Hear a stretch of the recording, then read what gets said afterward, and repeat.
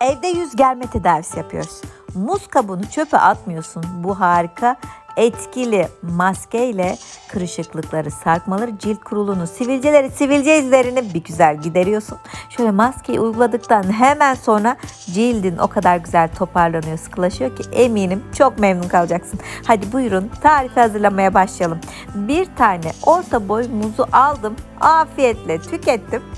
Kabuklarını kullanacağım. Yüksek oranda potasyum var. Cildimizi germeye, sıkılaştırma ve cildimize canlılık katmada o kadar etkili ürünler, vitaminler barındırıyor ki kesinlikle bayılacaksınız bu tarife.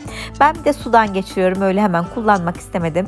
Bir muz kabuğunu yıkadıktan sonra elimle şöyle ufak parçalara ayırıyorum. Cildiniz sivilcelenmeye meyilliyse, cilt renginiz biraz açılsın ve cildiniz sıkılaşsın, şöyle yukarıya doğru, yana doğru gerilsin istiyorsanız, sanki botoks yaptırmışçasına toparlansın istiyorsanız kesinlikle bu maskeyi çok seveceksiniz. Ben bayıla kullanıyorum. Bir orta boy muz kabuğunu yıkadım, doğradım, tencereme attım. Şimdi o diğer harika ürün pirinç. Bir yemek kaşığı da pirinç ilave ediyorum. Diğeri ne biliyor musunuz? Keten tohumu. Bakın her biri tek başına çok faydalı olan ürünleri biz birleştirdik. Yani bu maskenin bu kadar şahane olma sebebi o 3 büyük güzel ürünün bir araya gelmesi. Muz kabuğu, pirinç ve keten tohumu. Üzerine oda sıcaklığında 2 su bardağı su ekledim ve ocağa götürdüm, ateşe götürdüm. Altını açtım, başında bekliyorum. Bu arada tahta kaşıkla karıştırın arkadaşlar. Ben o anda bulamadım, mecbur demir kaşık kullandım. Tahta kaşıkla karıştırdım. Şöyle bir tıkırdadı, keten tohumu jelimsi bir hal almaya başladı pirinçler. Lapa kıvama geldi, bıraktım. Altını kapattım. Soğuduktan sonra bunu karıştırıcıma, öğütücüme alıyorum ve bir süzgeç yardımıyla tortusundan uzaklaştırıyorum. Kaşıkla bunu bir güzel ezin. Alta o jelimsi pirincin bıraktığı o beyazlık, keten tohumu jelinin bıraktığı o jel formundaki cildi geren ürün, muz kabuğunun bıraktığı o yüksek vitaminler, mineraller birleşince öyle güzel bir ürün ortaya çıkıyor ki bakın, bir güzel süzün bunu. Fazla oranda çıkacak. Ben maskeyi her hazırlamak istediğimde bundan alıp içerisine birkaç küçük ekleme daha yapacağım. Tarifim hazır hale gelecek. Dilerseniz daha az oranda yapabilirsiniz. Ama ben yapmışken şöyle beni 10 gün kadar idare etsin istediğim ölçülerde hazırlıyorum. Bitmiş bir krem kabını aldım. Aktarıyorum. Bana sadece her bir maske için 3 yemek kaşığı bu üründen gerekiyor arkadaşlar. Burada da bizi 10 gün 15 gün götürecek kadar malzeme var. Bunu buzdolabında muhafaza edin. Böyle çok fazla yapıp da haftalarca, aylarca saklayamayız. Tazeliğini, doğallığını kaçırmadan, etkilerini azaltmadan yeterli ölçülerde yapalım. Başka bir kap aldım. O kalanından 3 yemek kaşığı dolusu bu güzel jel kıvamındaki üründen alıyorum kabımın içerisine. Şimdi bunun üzerine mısır nişastası ilavesi yapıyorum arkadaşlar. Hem peeling etkisi yapacağız, ölü deriyi soyup atacağız, hem de cildi öyle güzel yukarı kaldırıp gereceğiz ki çok seveceksiniz. Önce 1 yemek kaşığı ölçüsünde mısır nişastası ekledim. Eğer yok diyorsanız mısır nişastası, buğday nişastası da kullanabilirsiniz. Hatta pirinç unu da kullanabilirsiniz. Hatta ben böyle bunu biraz krem gibi kullanmak istiyorum derseniz, ekleme yapmadan sadece bu muz kabuğu, pirinç ve keten tohumu jelini bir krem gibi de kullanabilirsiniz. Seçim sizin. Cildinizi iyi tanıyorsanız, cildinizin ihtiyaçlarını biliyorsanız tariflerde böyle küçük oynamalar yapabilirsiniz. Onu sürüp akşamdan sabaha kadar kalmasını sağlayabilirsiniz. Şimdi ben biraz da limon suyu eklemek istiyorum. Cildimin biraz daha temizlenmesini, gözeneklerin daha sıkılaşmasını, bir de cilt tonumun biraz daha açılmasını istiyorum. Yağlanmaya meyilli o dönemde cildim. O zaman limon suyu eklemek oldukça mantıklı. Ama cildiniz çok kuruysa limon suyu eklemeden yapabilirsiniz. Onun yerine şöyle güzel bir sızma zeytinyağı, tatlı badem yağı eklemesi yapabilirsiniz.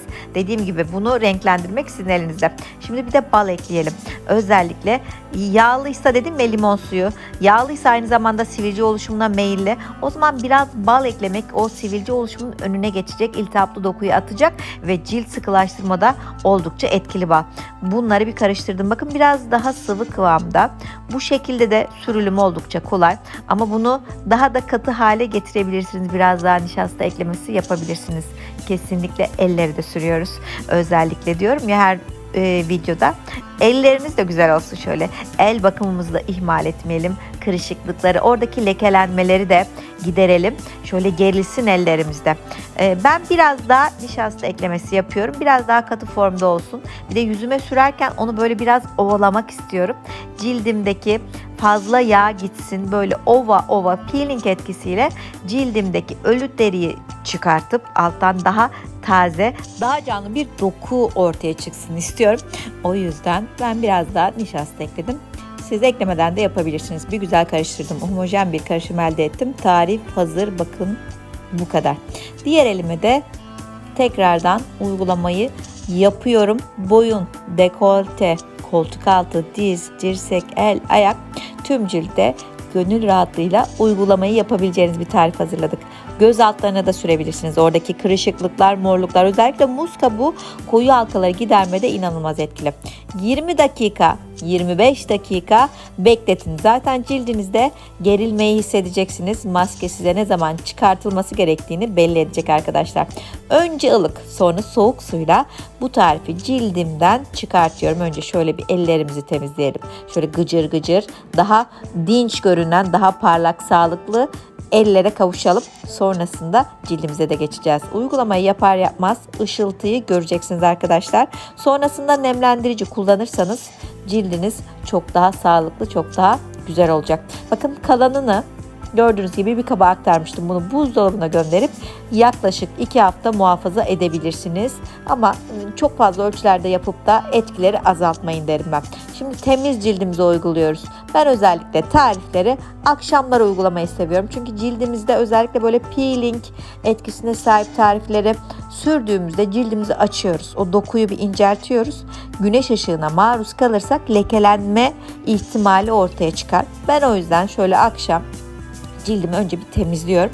Sonra bu tarifleri uyguluyorum ki emilim daha fazla olsun. 20 dakika sonra yüzümü yıkıyorum. Nemlendiriyorum. Şöyle önce hafif bir kuruluyorum. Güzel. Kendi yaptığım doğal kremlerden biriyle de masajımı yapıyorum. Aşağıdan yukarı, içten dışa doğru da bir güzel masaj uygulamasını yapıyorum. Dilerseniz birkaç damla kantaron yağı ya da tatlı badem yağı ya da E vitamini gül suyu karışımıyla da nemlendirme işlemini gerçekleştirebilirsiniz. Umarım siz de kırışıklık problemini, sarkmaları, daha aydınlık bir cilde geçişi sağlamayı istiyorsanız bu güzel tarifi dener. Sevdiklerinizle bu videoyu paylaşır ve çok güzel sonuçlar alırsınız. Kendinize çok iyi bakın. Bay bay.